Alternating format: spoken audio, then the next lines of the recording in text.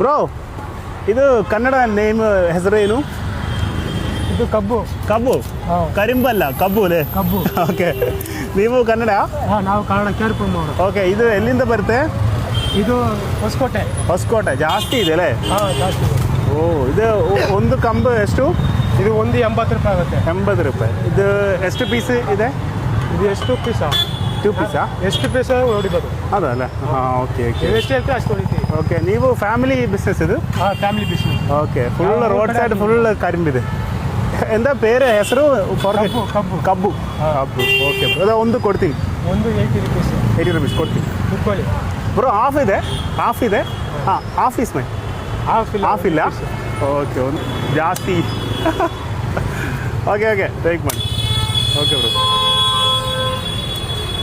Okay, ಚಿಕ್ಕದು piece ಹಾಕಿ ಕೊಡ್ತೀನಿ. Okay.